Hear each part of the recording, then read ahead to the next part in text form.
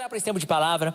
Vamos pedir graça do Senhor para esse momento. Pai, muito obrigado, Jesus, pela sua presença em nossas vidas, Senhor.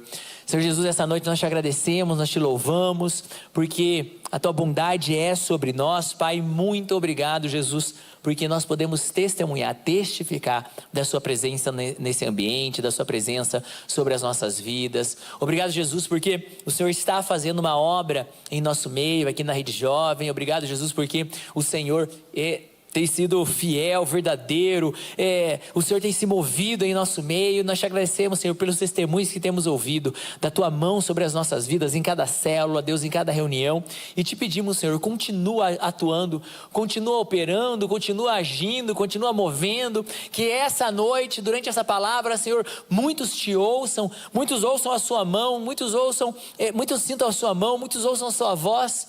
Pai, que em nome de Jesus a gente possa perceber o Senhor de forma verdadeira e fiel aqui em nossas vidas hoje. Se você crer nisso, diga amém. Amém. Aleluia. Amados, eu vou falar sobre um tema aqui hoje, relacionado a jejum. A gente está nos nossos 21 dias de jejum de Daniel. Quem está aí firme no jejum?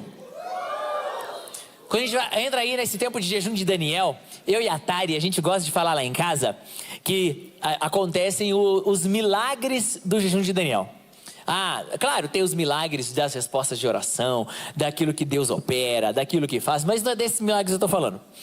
Os milagres do jejum de Daniel são aqueles milagres de gente te oferecendo carne, churrasco, doce, que nunca ofereceram antes. Sabe aquela coisa assim? Por exemplo, a Tari, essa semana, ela viveu um milagre do jejum de Daniel. Que é o quê? Ela passou uma tarde lá em casa, e naquela tarde que ela passou, o carro do sonho passou na frente de casa, sei lá, 6 vezes. Ela saiu na rua. Quando ela saiu na rua, ela deu de cara com o carro do sonho. Isso é milagre de jejum de Daniel. É o tentador vindo a tentar. Quem aqui já viveu essa semana algum desse tipo de milagre do jejum de Daniel? Alguma situação onde alguém te ofereceu um doce, onde alguém te convidou para um churrasco, onde apareceu um chocolate onde não deveria estar. Vamos lá, vamos ver. Quer compartilhar pra gente? Não, continua com a mão levantada, quem quer compartilhar? Aí, ó, conta um milagre pra gente do jejum de Daniel aí. A amiga da minha avó, ela nunca me deu um presente. Chegou quarta-feira em casa, eu vejo lá uma caixa de bombom. Olha aí, a amiga da avó. Quem ganha presente da amiga da avó? O crente em jejum de Daniel. Vai lá, Gabo, fala aí um milagre do jejum de Daniel. Segunda-feira, assim que começou o jejum, uma menina da nossa escola trouxe brownie.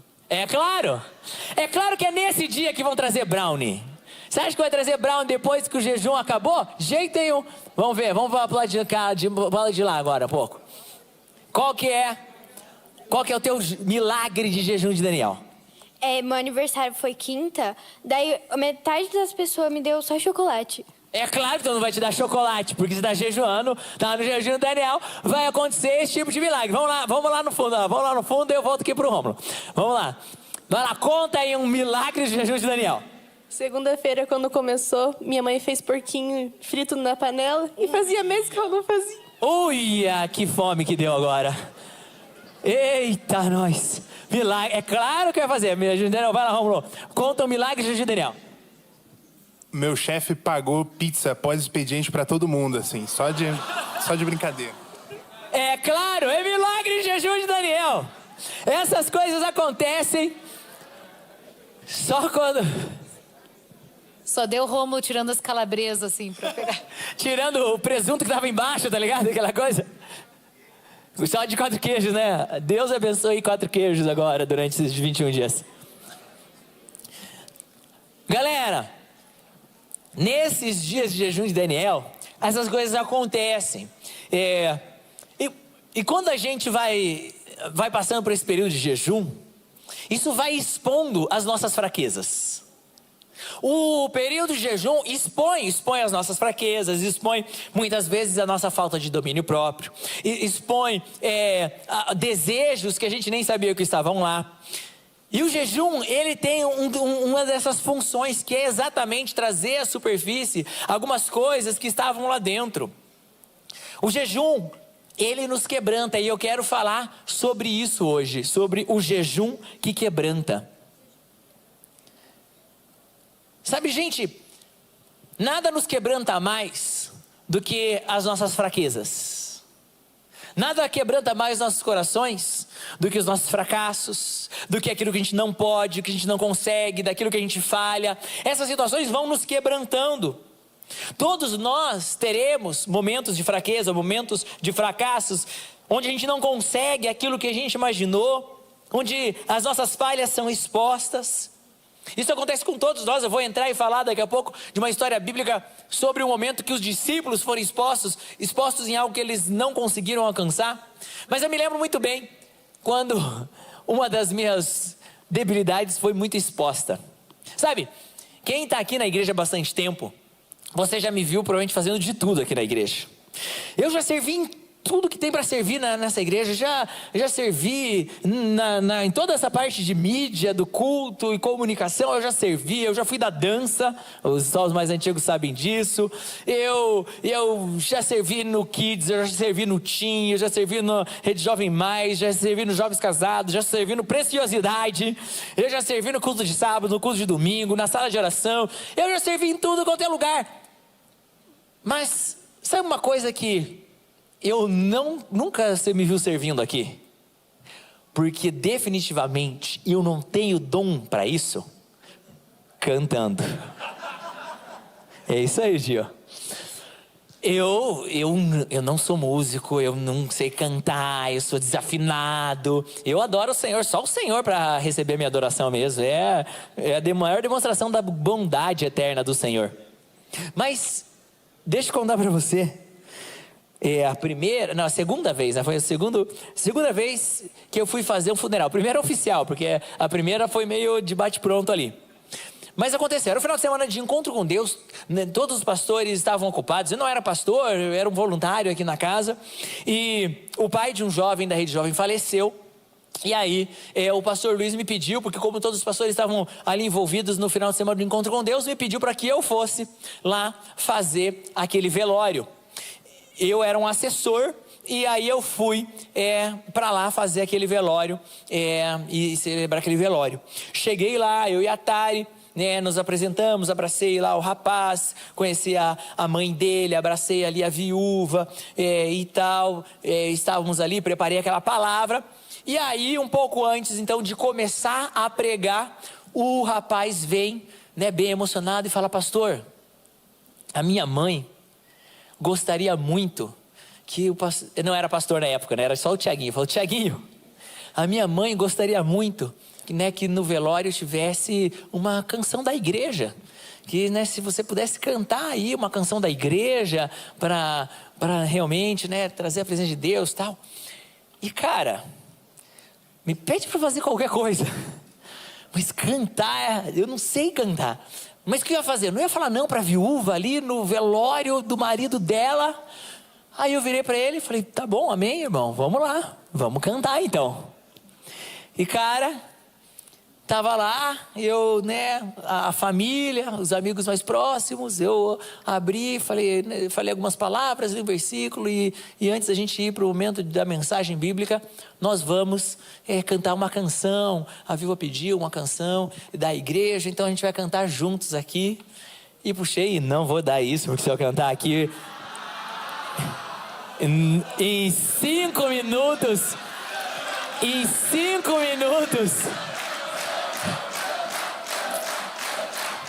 5 minutos eu vou aparecer já no worship feio. E eu tenho alguns objetivos enquanto pastor. Tem alguns alvos no meu coração. Um dos alvos do meu coração é não virar um meme. Não quero esse tipo de atenção.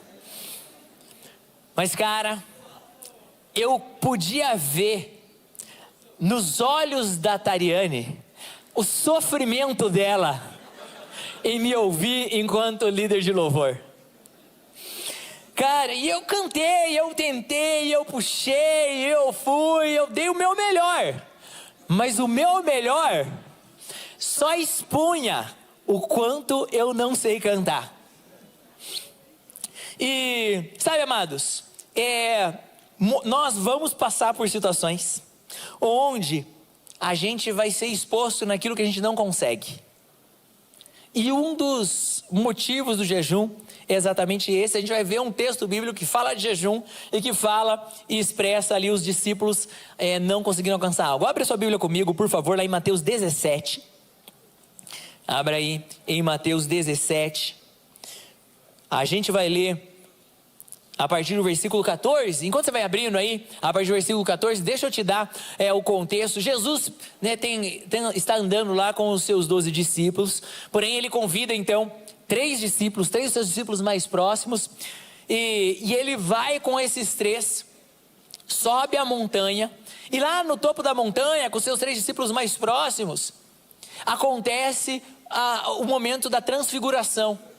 Jesus tem o seu rosto transfigurado e de repente está ali Elias e Moisés ao lado de Jesus. Pedro vê, até pergunta: Senhor, deixa eu armar aqui 3 barracas, uma para o Senhor e uma para Elias e outra para Moisés. E aí eles conversam, em toda essa interação, ouve a voz de Deus afirmando a identidade de Jesus, de Deus Pai afirmando a identidade de Jesus. E agora no versículo 14 eles estão voltando. Então pensa, Jesus e os 3 tiveram uma experiência gloriosa da presença de Deus. Eles chegam para encontrar os 9 que ficaram esperando. E aí, a gente vai ler aqui a partir do versículo 14.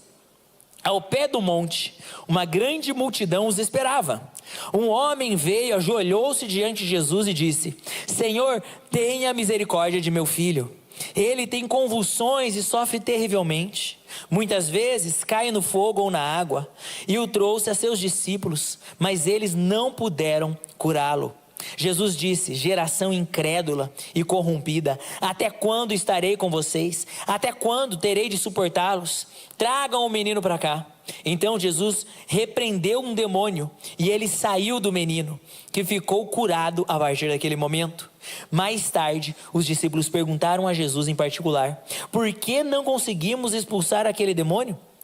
Porque a sua fé é muito pequena, respondeu Jesus. Eu lhes digo a verdade: se tivessem fé, ainda que do tamanho de uma semente de mostarda, poderiam dizer a este monte: mova-se daqui para lá, e ele se moveria. Nada seria impossível para vocês, mas esta espécie não sai senão com oração e jejum.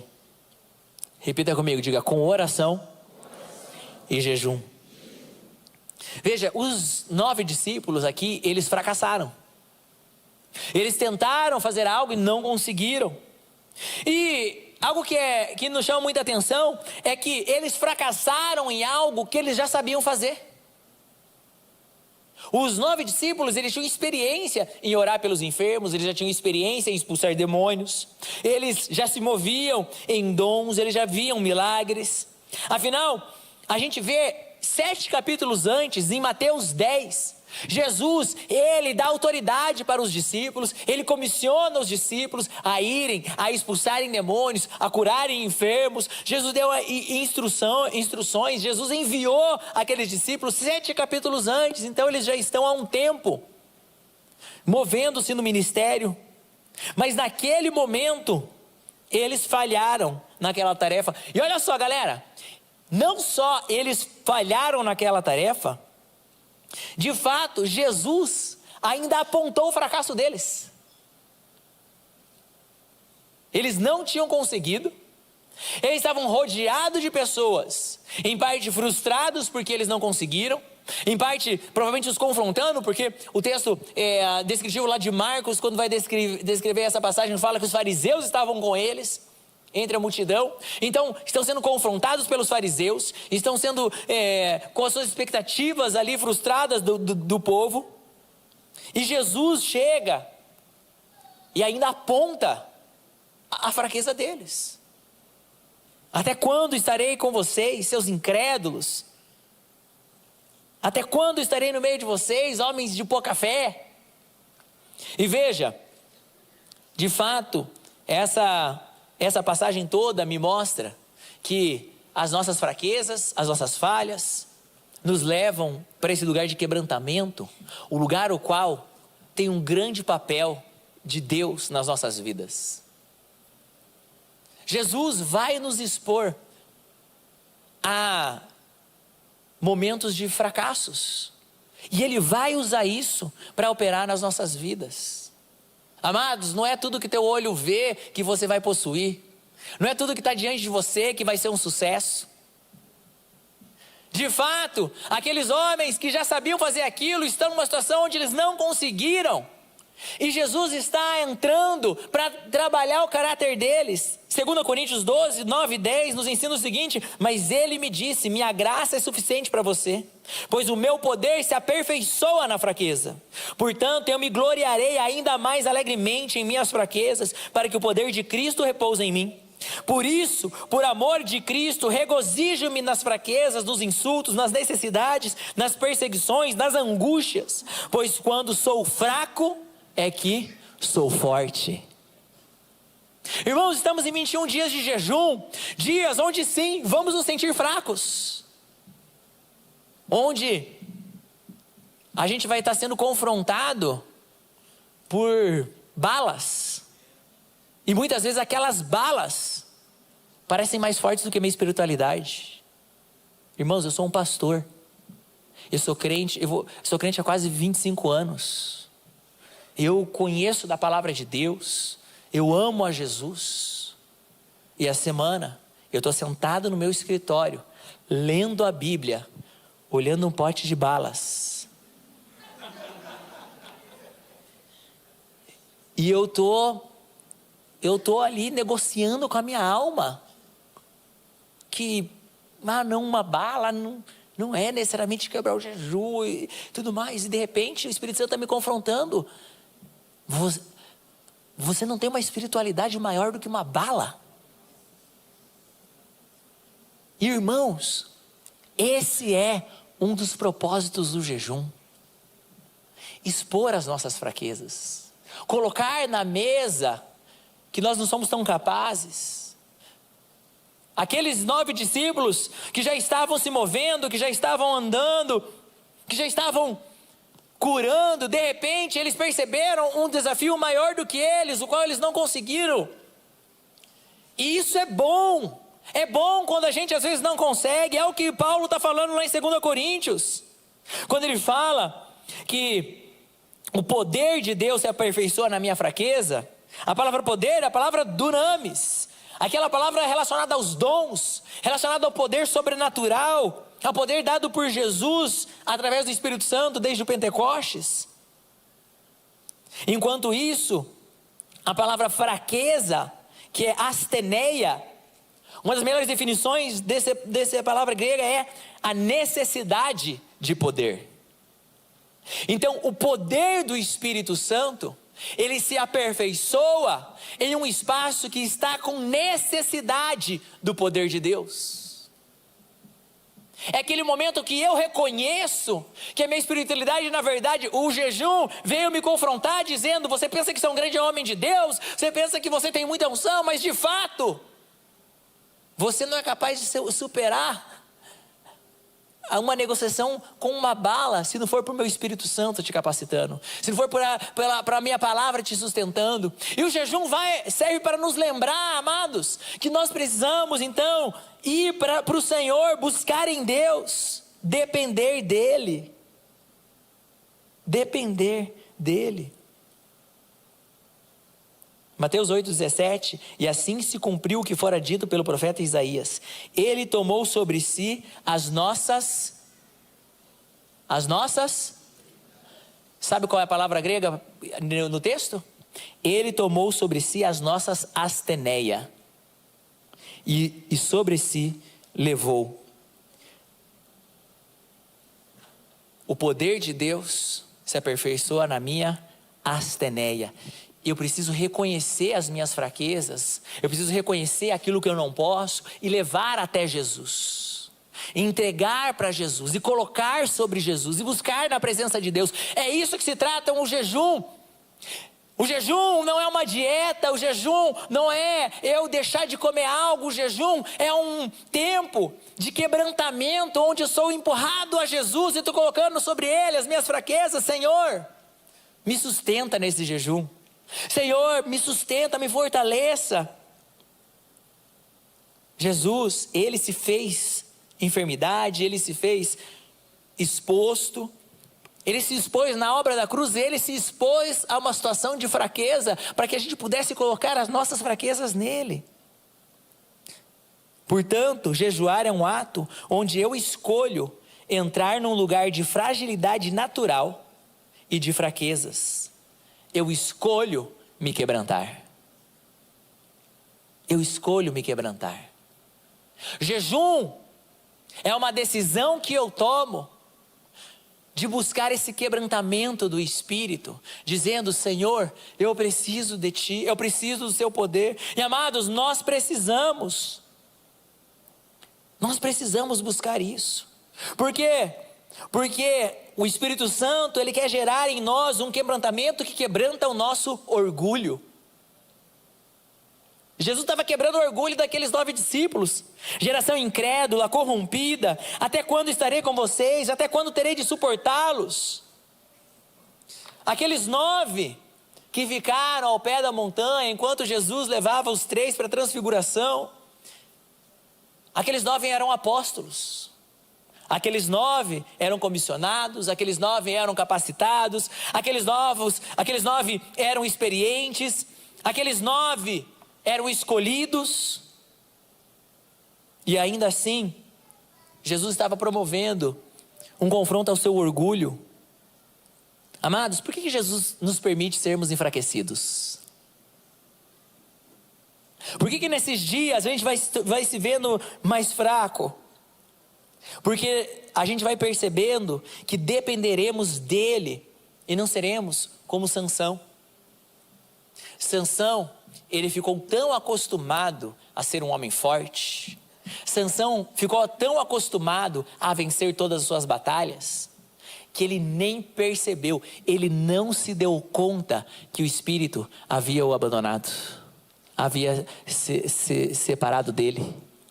E a Bíblia fala que Sansão então foi negociando, no seu orgulho, ele achava que nada iria, que ele não ia ter nenhuma consequência, e foi se entregando a Dalila.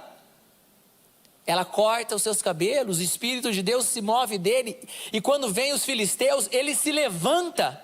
O texto bíblico fala que ele se levanta para ir contra eles, porque não tinha percebido que a presença de Deus havia se afastado dele. Que tragédia, irmão. Que tragédia maior é essa do que a presença de Deus ter se afastado de mim e eu nem percebi? O leva a eu entrar nesse quebrantamento do meu orgulho, de eu perceber que na verdade eu preciso do Senhor, que eu preciso buscá-lo. A disciplina da oração me lembra que eu dependo de Deus, que eu preciso dele para cumprir o que ele me chama a cumprir. Os discípulos precisaram se lembrar que eles precisavam do poder de Deus para cumprir o chamado que Jesus os chamou para que cumprissem. Estavam há tão pouco tempo andando com Jesus, ainda assim já tinham permitido um orgulho popular o seu coração. A gente vê o mesmo acontecendo com Moisés. Moisés, ele tinha um chamado para ser um libertador, um chamado para conduzir o povo para fora da terra prometida, e ele cresce então no palácio. O Senhor, de forma milagrosa, faz com que aquele criança, aquele menino hebreu, seja acolhido no palácio, e ele cresce então nos reais, aprendendo na melhor educação, jantando nas melhores mesas, com acesso aos melhores recursos. E um dia, quando ele vê o egípcio maltratando um outro hebreu, o que ele faz? Eu posso resolver isso, eu sou o libertador desse povo, deixa o que eu resolvo, vai lá, mata o hebreu. O que acontece? Acusação, culpa, exílio. E aí ele passa 40 anos num jejum de quebrantamento. 40 anos num lugar onde o seu orgulho é tratado, onde ele é trabalhado, e de repente, quando o Senhor veio chamar para cumprir o chamado que ele havia sido chamado para cumprir, agora ele estava pronto. Agora, quando ele dependia totalmente de Deus, E quando ele passou a depender totalmente de Deus, o que ele viveu? Ele entra para enfrentar o governante mais poderoso da terra, naquele momento. Entra na sua sala e a sua única arma é o quê? Uma vara. Através dele acontecem as pragas do Egito, o convencimento do faraó, o mar se abre e o povo atravessa, eles vencem batalhas, o maná cai do céu, a nuvem e a coluna de fogo protegem o Senhor, a água sai da rocha, tanta coisa que seria impossível para um homem produzir. Tudo o que eles vivem são milagres que homem nenhum jamais poderia produzir. Tudo dependia do poder de Deus. E esse é o melhor lugar para estarmos, quando o Senhor nos leva para um lugar de expor as nossas fraquezas, e a gente percebe que tudo que nós precisamos, tudo que nós queremos é depender do poder de Deus. Irmãos, eu e você precisamos depender da presença do Senhor. Nós precisamos nos negar, eu não quero mais viver sem essa presença. Então, quando eu decido durante esse tempo de jejum, eu vou acordar mais cedo, porque eu quero entrar no meu lugar de oração antes de começar o meu dia. O que eu estou falando na verdade é: Senhor, eu escolho declarar, eu dependo da presença de Deus para atravessar o meu dia. Eu dependo da presença de Deus para dar a palavra na minha célula. Eu dependo da presença de Deus para ministrar o louvor no culto. Eu dependo da presença de Deus para tocar o meu colega de trabalho. Eu dependo da presença de Deus, por quê? Porque se o Senhor não edificar a casa, em vão trabalha o trabalhador. E nós precisamos entrar nesse lugar, que esse jejum seja um jejum de quebrantamento, que quebrante o nosso orgulho. O Espírito Santo quebranta os nossos corações. Versículo 19 fala o seguinte, olha: mais tarde os discípulos perguntaram a Jesus em particular, por que não conseguimos expulsar aquele demônio? E eu gosto muito desse trecho. Os discípulos falharam, a fraqueza foi exposta, Jesus vem e ainda bota o dedo na ferida, e a reação dos discípulos foi uma reação madura. Eles vieram para Jesus, eles se chegaram a Jesus e perguntaram: ok, Jesus, o que tem de errado comigo? O que me falta, Senhor? Irmãos, esse é um ótimo lugar para estar. O lugar quando eu vejo que talvez eu ainda não seja o vaso mais adequado para o meu mestre. Quando eu quero saber o que falta de serviço do Criador na minha vida. O que falta de serviço do grande Criador na minha vida. E por falar nisso, temos uma nova edição do grande Criador, do grande Construtor. Amados, quando eu entendo o que me falta para ser usado, eu estou um passo mais à frente para ser usado. Às vezes a gente fica brigando com Deus: por que Deus usa aquela pessoa e não usa a mim? Por que o Senhor faz daquele jeito e não comigo? Por que o Senhor faz um milagre na vida da Amanda e não faz comigo? E eu acho que a pergunta não é porque Deus faz na vida do outro, mas: Senhor, o que me faltou? Quais qualidades eu ainda não tenho? O que o Senhor quer produzir em mim? Jesus, eu quero receber sabedoria. Foi isso que aconteceu, o coração daqueles homens ao serem confrontados. Eles se abriram, eles foram para o lugar certo. Hoje, eu e você, ao sermos expostos pelo Espírito Santo, a Bíblia fala que o Espírito Santo, ele expõe os nossos pecados para quê? Para arrependimento. As nossas fraquezas não são expostas diante de Deus, para que a gente seja humilhado, pisado. E isso serve para pecados, isso serve para falhas no nosso caráter, isso serve para determinadas situações da nossa personalidade, isso serve para questões que a gente não consegue conquistar no nosso ministério, isso fala sobre sonhos que parece que sempre são adiados, portas que constantemente são fechadas, situações não que a gente recebe e que a gente deve ir para o Senhor perguntando: Deus, o que o Senhor quer fazer na minha vida? O que o Senhor quer operar em mim? Jesus, fala comigo, ministra-me. Que eu e você, a gente possa procurar o Senhor. No final das contas, muitos fracassos na minha vida existem para que Deus possa corrigir algo em mim. Deus, Ele está menos preocupado com a situação em si e mais preocupado com a reação do meu coração naquela situação. Eu creio que, sim, Jesus se alegrou em curar aquele jovem. Mas eu creio que Jesus se alegrou muito também em ensinar sobre fé, em ensinar sobre oração, em ensinar sobre jejum para os seus discípulos. Portanto, muitas vezes, Jesus ele vai intervir numa situação que você está passando. Mas a gente não deve ficar satisfeito com simplesmente o Senhor resolveu a situação. A gente deve continuar cavando, a gente deve continuar indo para águas mais profundas. Rede Jovem, nós precisamos andar para águas mais profundas. A gente está se aproximando do Arcam Páscoa. Retiro.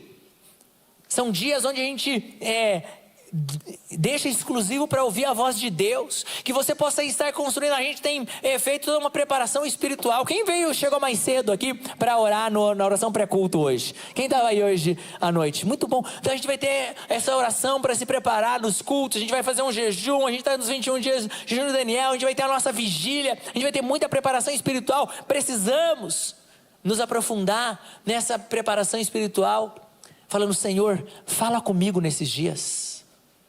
Me confronta, me quebranta, que seja o dia onde receba uma palavra de direção do Senhor, que sejam dias onde o Senhor vai me corrigir, que naqueles dias que eu estiver lá na chácara do Castelinho, sejam dias que o Senhor venha ministrar. Senhor, muda o que precisa ser mudado no meu interior. Eu não quero continuar sendo o mesmo. Vamos ser como esses novos discípulos, indo para Jesus, falando: Senhor, o que o Senhor quer fazer na minha vida nesses dias?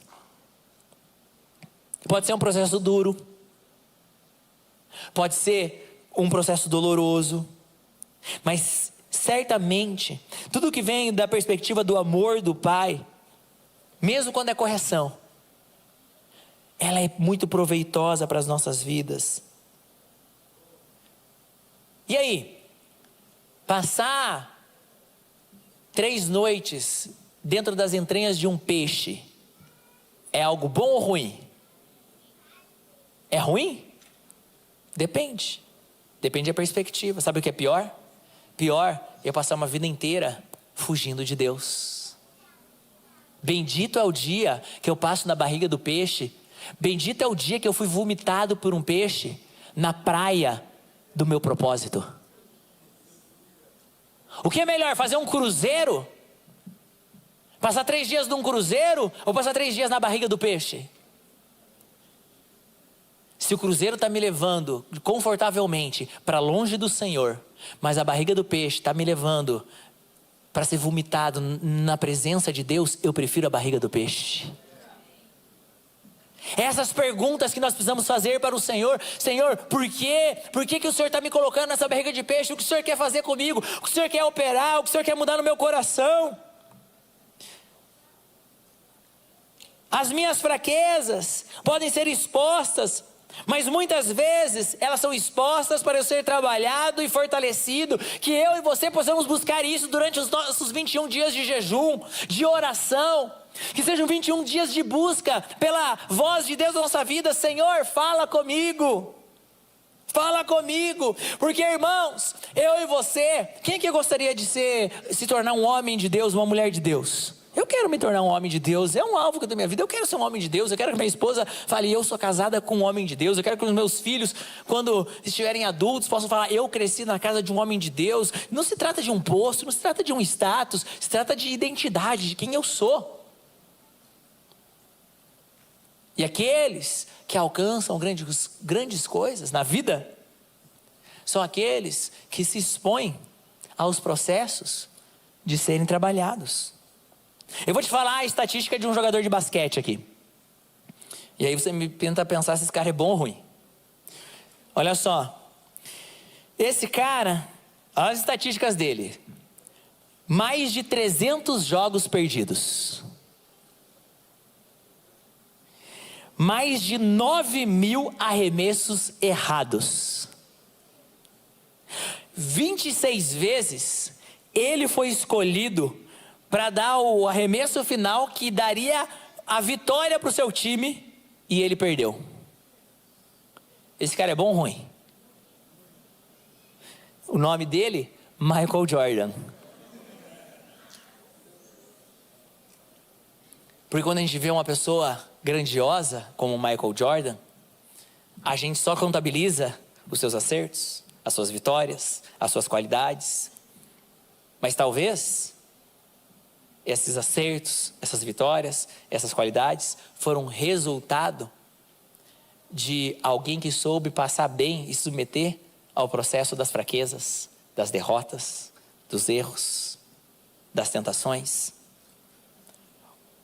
Portanto, que durante esses 21 dias, eu possa, ao ser confrontado com a minha carnalidade, que eu possa, ao ser confrontado com os meus desejos, ao ser confrontado com aquilo que expõe que há de mais ruim em mim, que eu possa ir para Jesus, que eu possa fazer como os discípulos: Senhor, o que me falta? O que eu preciso aprender? Onde eu preciso crescer? O que eu ainda tenho a desenvolver em mim? Senhor, eu quero ser um homem de Deus. Senhor, eu quero ser feito à imagem do seu Filho. Jesus, eu quero ser um justo diante de Ti, que o meu caminho possa brilhar mais e mais até se tornar dia perfeito. Senhor, eu quero ser padrão dos fiéis na palavra, no procedimento, no amor, na fé e na pureza. Jesus, me ensina. Espírito Santo, trabalha em mim. Amém? E o Espírito Santo então vai gerando esses quebrantamentos. E para terminar, o Espírito Santo quebranta a mornidão. Mas essa espécie não sai senão com oração e jejum. Irmãos, nós precisamos tomar uma postura de buscar mais a presença de Deus. Eu vou falar isso de volta. Rede Jovem, nós precisamos tomar uma postura de buscar mais a presença de Deus. Eu creio que o Senhor está nos acordando para a gente orar mais, para a gente jejuar mais, para a gente ler mais a palavra, para que a gente possa buscar mais no Senhor. Nós devemos aprender nesse tempo com Daniel que se voltou ao Senhor. Daniel que olhou para o Senhor nos dias da sua fraqueza, entregar a nossa fraqueza natural e receber em troca uma força espiritual. Gente, que a gente possa olhar a nossa condição e falar: Senhor, eu não aceito ficar. Jesus, ele deu a letra para os seus discípulos falando: irmãos, olha só, vocês precisam aprender a desenvolver mais a fé de vocês, e vocês só vão conseguir desenvolver mais essa fé se vocês orarem mais e jejuarem mais. O que você acha que esses discípulos passaram a fazer? A gente vê um pouco mais à frente os discípulos fazendo a seguinte pergunta para Jesus, falando: Senhor, nos ensina a orar. Senhor, nos ensina a orar. Rede Jovem, são dias de quebrarmos a mornidão. São dias de que aquele que está parado espiritualmente, eu quero falar em nome de Jesus, irmão, seja liberado para você começar a dar os seus primeiros passos na fé. Você que já tem andado na fé, seja liberado em nome de Jesus. Você vai começar a correr no Espírito. Você que já está no caminho, já está correndo, em nome de Jesus, irmão, que você aconteça com você lá o que está escrito em Isaías 40:31, que até os jovens se cansam e se fadigam, mas os que esperam no Senhor renovam as suas forças, andam e não se cansam, correm e não se fadigam, e voarão com asas como as da águia. É tempo de voarmos espiritualmente, é tempo de não ficarmos mais parados. Amados, é tempo de buscarmos a presença de Deus como não estávamos buscando antes. Eu e você precisamos desejar mais dessa palavra. A mornidão, ela nos torna religiosos, mas o quebrantamento nos torna fervorosos. Não existe quebrantado morno, porque o quebrantado, ele sabe que ele precisa da presença de Deus. E quem sabe que precisa da presença de Deus, ele vive como o Salmo 24, ele é como aquela corça que vai sentindo o cheiro das águas, onde está a presença, e ele vai buscando com sede, ele vai buscando com intensidade, e ele vai se alimentando, ele quer subir ao monte do Senhor, que ele pergunta para Deus: Senhor, quem subirá a teu santo monte? Quem verá a tua face? Aqueles que têm mãos limpas e coração puro. Senhor, limpa as minhas mãos, purifica o meu coração, mas eu quero subir esse monte, Senhor, eu quero ver a tua face, eu quero entrar na sua presença. Rede Jovem, são dias de buscarmos a face de Deus, são dias de clamarmos pela presença,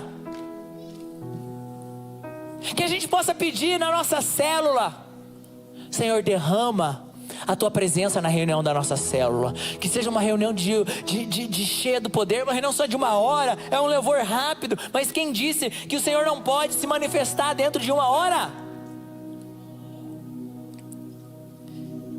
Nós precisamos ter um coração que clama: buscar-me-eis e me achareis quando me buscares de todo o coração. Oh Senhor, nos dá uma fé viva. Vai orar em línguas onde você está, você que é batizado no Espírito Santo.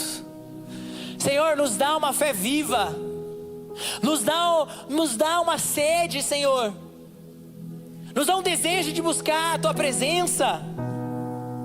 Em verdade vos digo que se tiveres fé como um grão de mostarda, direis a este monte: passa daqui para acolá, e ele passará.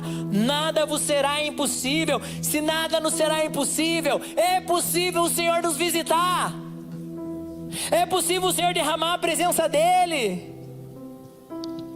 Senhor, quando eu vejo as minhas fraquezas, as minhas falhas, eu não permito que a minha fraqueza se torne um ambiente tóxico que vai me corroendo até me destruir. Mas quando eu coloco sobre Jesus na cruz do Calvário, eu sou liberado para receber dessa presença, e essa presença é a força que me faltava. É hora, Rede Jovem, é hora da gente parar de crer pela metade. Não é mais tempo de termos meia fé. No texto de Marcos, o relato do pai e do menino. Jesus pergunta para o pai do menino: você crê que eu posso curar o seu filho? Sabe qual é a resposta do pai? Creio, mas aumenta a minha fé. Ele cria pela metade, mas estava na hora dele crer por inteiro. Rede Jovem, vocês creem que a gente pode viver uma visitação do Espírito Santo? Rede Jovem, vocês creem que Jesus pode se manifestar nas nossas reuniões? Rede Jovem, vocês creem que podemos ver muitos jovens salvos nos nossos dias? Rede Jovem, vocês creem que a gente pode viver dias de Joel 2:28, onde o Espírito de Deus é derramado sobre todos? Quantos creem? É dia de falarmos: Senhor, nos ajuda a crer mais. Eu não sei você, eu ainda creio pela metade, mas eu quero crer mais. Eu quero crer por inteiro. Eu quero crer até os meus olhos verem. Eu quero crer até viver na minha vida um avivamento pessoal. Eu quero crer a ponto de me agarrar na presença de Deus. Eu não quero ser um Sansão que a presença vai embora e nem percebe. Eu quero ser um Jacó. Eu me agarro na presença e falo: eu não vou te abandonar. Me abençoa, Jesus. Me abençoa, Deus. Eu não vou te largar. Amados, é tempo de crermos na presença. É tempo de orarmos pela presença. É tempo de jejuarmos até que a gente diminua e Ele cresça. Até que, tomados pela presença, a gente possa experimentar a vontade de Deus para as nossas vidas. Pai, em nome de Jesus, se tem jovem aqui que está vivendo num cruzeiro confortável, lindo, cheiroso, bem bonitinho, o afastando da sua presença, derruba na água essa noite, Deus. Joga no mar, manda o peixe engolir, vomita ele na tua praia, Senhor. Na praia do teu propósito, na praia da tua vontade, na praia da tua presença. É nesse lugar que nós queremos estar. Fica de pé no seu lugar.